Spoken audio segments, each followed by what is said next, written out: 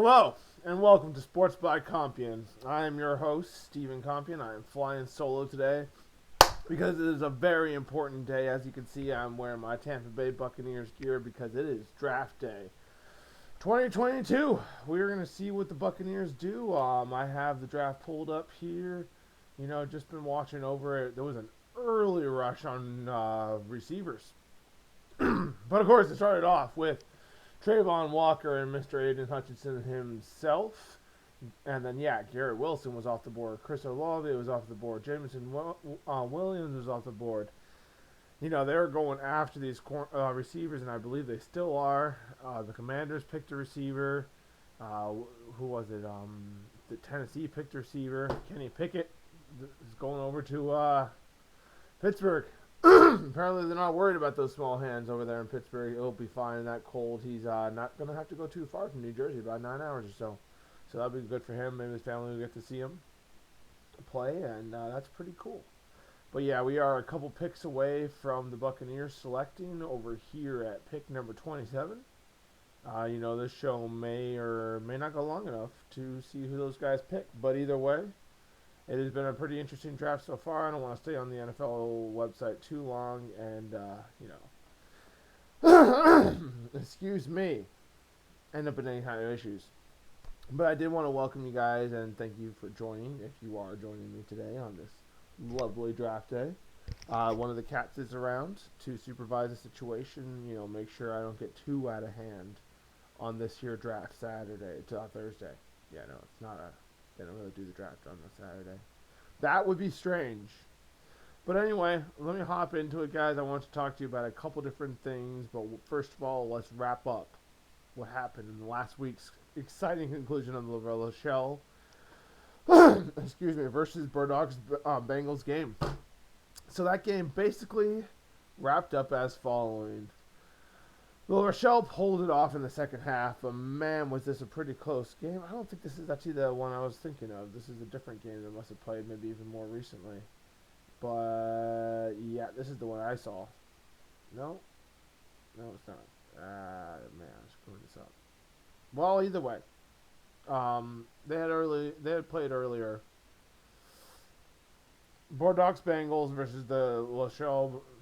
And it was a pretty damn good game. Like I had said in the previous video, the Bengals got an early red card, so they were down a man. But even despite that, they were staying in the game, and they went into halftime even up 6-3. The second half, though, La Rochelle started to exploit those holes that you're going to find on defense when you're down a man. People start to get tired.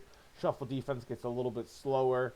And in those kind of situations is where you're going to end up with just the scrum half was the first one to the fly half was the first one to take advantage of this. He just kind of flew through there, perfect fake out to his inside center, and then just took it right through a gap and scored the first try for La Rochelle in the second half. And this kind of just opened up the gates for them after that. They got a heavy ball out to their number 12 later on in the game, who just plowed through some Bengals and took it a long range. But the fullback eventually tackled him. He was able to offload it perfectly to his excellent support by his scrum half, who took it the rest of the way for a good score. But the Bengals weren't done, man. These guys kept it going. They kept fighting, and they actually had a beautiful line out over in La Rochelle territory where the fly half was able to get the ball, and he just puts a perfect little scrub kick that just flies into the Rochelle territory.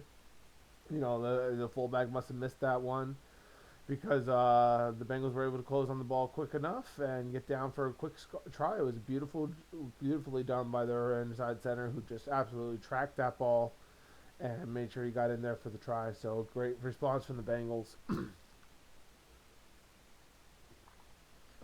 But, they were down a man. So La Rochelle was like, oh yeah, we should do that. We should definitely start doing some grub kicks. So they did a grub kick of their own.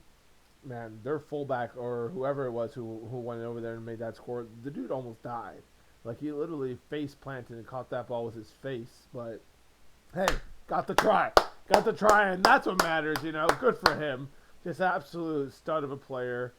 Great job. They just kind of continued to pour it on from there. They even had another one where they just broke the line, just from good movement, and their forwards all got forward fast. That's the thing, is when you're playing against a team that's down a man, you're moving the ball fast. You're pounding, pounding, pounding, pounding, and they got another try then. But deep into the game, I think mine at about 65, making 70. The Bengals have a good breakthrough with their play and just quick ball movement. These guys were hustling, man. They were really playing their little hearts out. And they actually managed to draw a penalty, draw a yellow card from La Rochelle, which left the game actually even. At that point, the Bengals pushed through and managed to get a late try, and then even up until the game was like being decided, they were still pushing and trying to get another one too, which would have left them, 1 point away after a try conversion to tighten up the game. So credit to them, never gave up. They continued to fight, but being down a man ultimately cost them too much, and they just weren't able to hang with a very good La Rochelle team. So I'm starting to wonder about what game I saw or when the highlights were, but they're on YouTube, the highlights, and it was a really good game I saw. Now, in the previous video, we also weren't sure if this was the French League. It is, in fact, the French League, as you can see here on the ESPN page. Once again, don't want to spend too much time here and get in trouble, but it is called the Top 14 Orange. So the way that works, guys, is I went ahead and did the Wikipedia legwork for you, because I'm just that nice. Anyway, it turns out that this is, in fact, the French League, and their top 14 teams, hence why it's the top 14. It used to be called the top 16, and this is actually a league that's been around since 1892. That's a freaking long time. It's a shitload of rugby being played, and there's only been interruptions for stuff like World Wars and stuff and things. But other than that, they mostly like to play their rugby and play it pretty consistently. So they're in France. I didn't get a chance to quite look into it, but there's Rugby D2, and I believe that is professional. Now, those teams probably don't get paid as well as these guys here in the top 14 Orange, but they definitely are professionals, I believe. And now, obviously, I'm not sure how many teams are in that league, but I would imagine you're trying to push to the top to have an opportunity to get into the top 14 gold. From the standings you can see here, I think teams like Bazaar, Olympias, and Pegani and Brief, guys like these guys, they have 8 wins and, 14 losses, 16 losses, 18 losses with only 5 wins. I would imagine these guys are going to have to play against some of the people that are in the, French D2 league to see if they can still compete at that level. But that's kind of the cool part. Soccer does a similar thing where there's always like a semi-minor league that's the top teams from that league sort of rotate in to the bottom teams from the more top league. So it's a way to keep teams going, way to keep them active, way to keep the best teams, always moving forward and having a chance to grow their club. So it's pretty cool. So that's the French League, which is pretty ironic that we broke down the French League that much, but it is one of 3 professional European leagues. So the other one is, of course, the English Premier League, and the last one is actually, let me pull up my notes here. It is the European Rugby Champions Cup. So that one includes everything from Scotland, Wales, South Africa, Italy. I think they probably get some Argentinians over there. Either way, it's kind of a mixture of everybody who's not French and English, I guess. So I don't know if that's completely correct, but I believe so. So that's pretty cool, pretty interesting. Anyway, those are the 3 professional leagues that get played there in Europe. We will cover one of those other 2 leagues in other videos as well, and also more of the top 14 Orange, because 14 is a pretty cool number, and we are going to cover that league a little bit too. But anyway, so of those 3 leagues, the winners, the top guys, the top prospects, the top 1 or 2 teams, those guys get to go ahead and play each other in what used to be known as the Heineken League Cup, is now just known as the European Rugby Cup or something like that. And basically this is a pretty cool cup that I imagine it's about between 16. I didn't chance to research this either, but it's pretty cool that the very top of these 3 different leagues, the English League, the French League, and the Mixture League all come and play each other for an ultimate European Master, champion. Obviously, probably got to go play the Aussies and all those guys afterwards, which I imagine they're not excited about. But yeah, well, no, of course they're excited about it. But yeah, that's definitely how that works, how the French league works, and we will also research those other leagues as well. Because I just think it's kind of cool. I also want to shout out Michael Allstott. We will be doing a future video on him. I believe we actually talked about him in our first podcast. He trained himself, man. Fucking absolute beast of a running back, and God bless him out there, just doing the Lord's work. Hope he's excited here on this draft Thursday. Oh, we're up to 24. My brother's a big Cowboys fan, and so is Corey. Tyler Smith, Tulsa tackle. There you go, Corey. Rebuilding that O-line that kind of lost a little bit during free agency.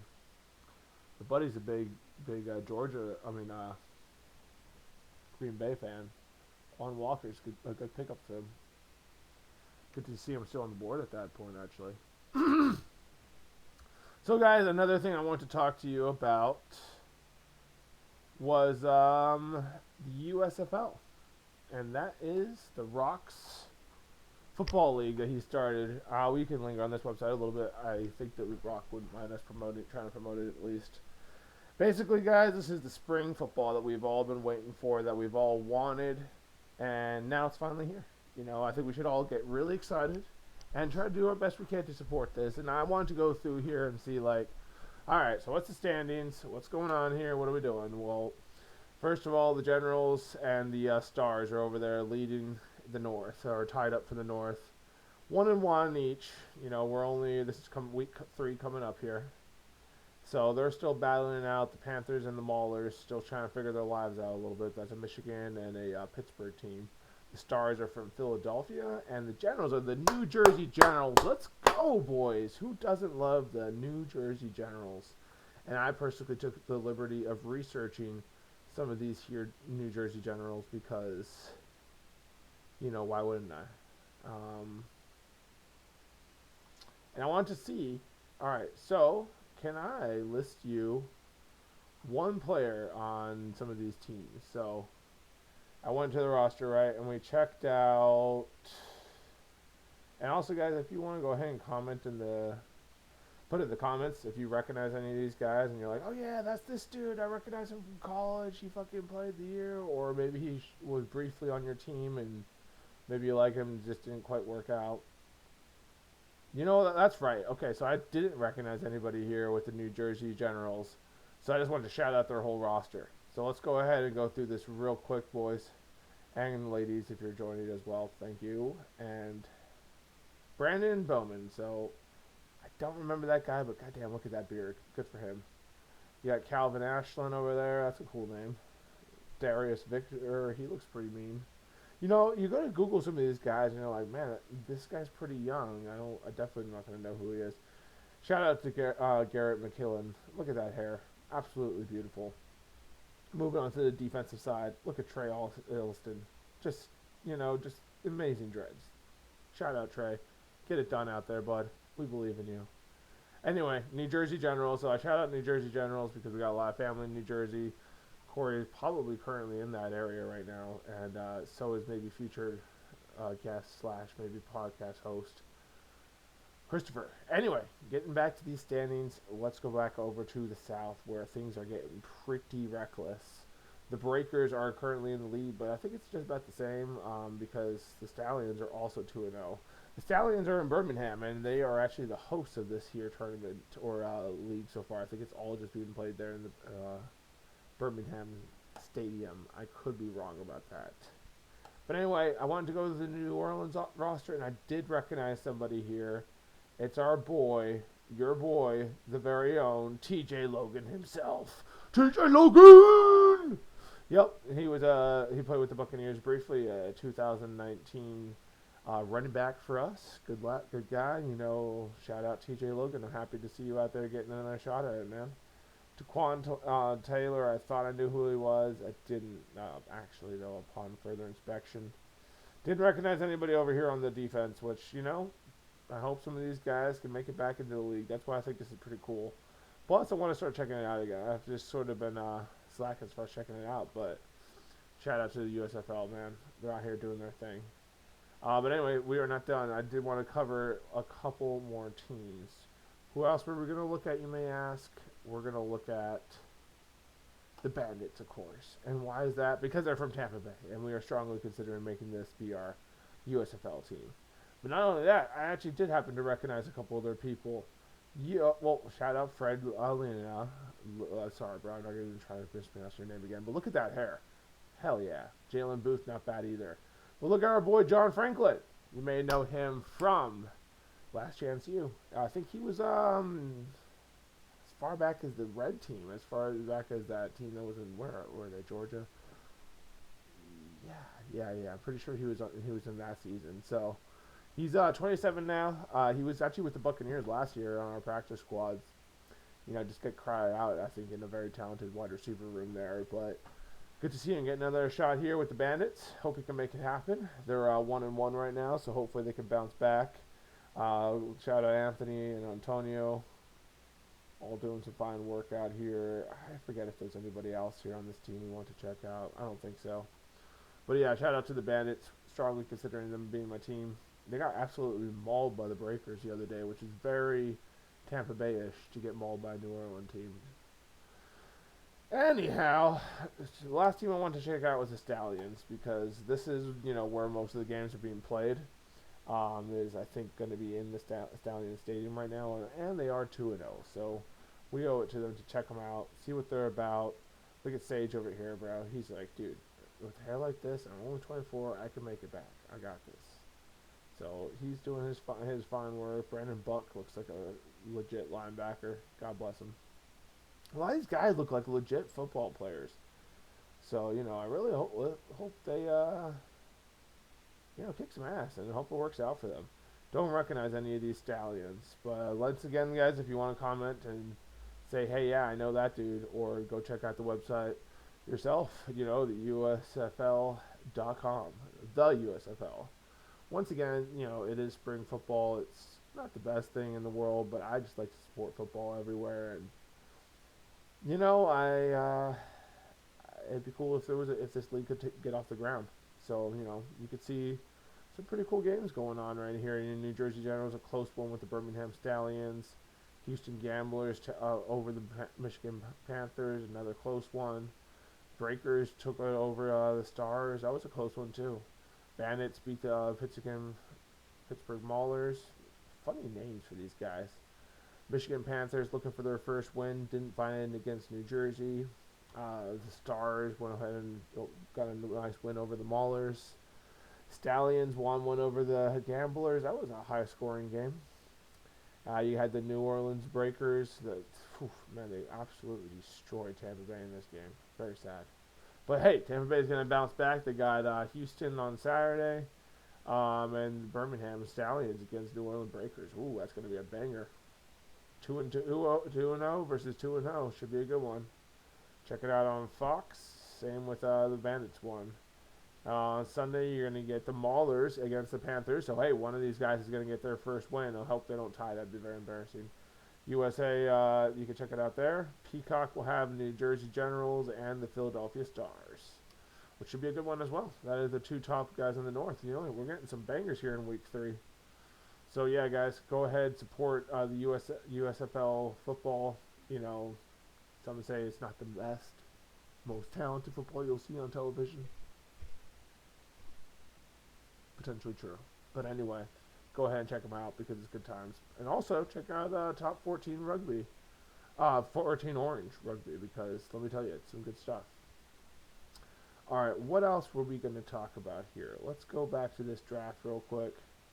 Oh, look at that. We are going to be about 2 or 3 picks away from the Buccaneers pick, but that's alright. I'm sure the Buccaneers are going to pick somebody absolutely amazing because, they know what we need, and I am pretty vague on it. I would say, like them to get some D-line, whether it be a defensive end, defensive tackle. I think you could never have enough pass rushers, people just generally disrupting quarterbacks' lives. making it inconvenient for them, making it tough. I like it. I think it's good. Now, I might be a little bit biased because I did used to play a lot of defensive end, but it's a very fun position that you can just really never have enough of. I mean, look at what Von Miller's still getting paid nowadays. It's pretty crazy. Oh yeah, I did want to say one more thing. I think the French pretty much started the whole European rugby thing. So Stade Toulouse, they actually had the most wins in the whole European championship thing so far. I mean, that used to be called the Heineken Cup. But either way, the French team, these guys, they had the most championships so far. How many do they have? Do I have that written down? 21 titles. They have won 21 titles, the Toulousians, and they're number 6 right now. They've won 12, lost 11. But all this is pretty close, as you can see. The top team has lost 7 games, so they're only 2 games behind. Pretty close times over there in the French league. We got, looks like Baltimore got a center. And yeah. Let me know, guys, if you're surprised by any of these picks, if you're mad at your home team's pick or you're happy with them. Let me know if you think there's some new sports that you want to start checking out. This is one of them. I'm really excited about NHL. I do want to start looking into it more. Playoffs are coming up. I actually hit a 3-game parlay yesterday, not going to lie. I've been on it lately. Ooh, my boys Tampa Bay lost. I'm leaning towards signing up there as well with the Tampa Bay Lightning because, heck, they're like back-to-back champions, and they're in Tampa Bay. So, yeah, these are strong, compelling things. Man, awfully close to pick here. Anyway, guys, thank you for tuning in to Sports by Compian. And before I leave you, I did want to bring up our non-sponsored sponsor, Gatorade. Shout out to Gatorade bringing electrolytes back into people's lives because, Gatorade. You need enough electrolytes in your life, dude. You just absolutely need it. You can never have enough electrolytes, hydration. Now, honestly, there's a lot of sugar in Gatorade, so if you're not going to get the zero sugar ones, you should probably throw that bad boy like half and half into some water. And that water is going to taste a little mild, but ultimately it's going to be a lot better for you, dude. You don't need that much sugar into your body while you're trying to be a freaking athlete. So, shout out to Gator and their hydration, but do not pound a whole bunch of sugar into your body. I've done that before a rugby game and actually puked on the field. So, yeah, don't recommend that. Don't think it's good for you. And, don't do that. But either way, Tampa Bay Buccaneers are about to draft a fucking amazing player. Sports by Compian is putting up our 7th episode. There's only 6 uploaded, even though it says 7, because 6 was lost forever. Plus, it's an unlucky number, dude. You don't want a 6 out there in the world. Anyway, Sports by Compian is up now. Thank you for tuning in today, guys. You take care.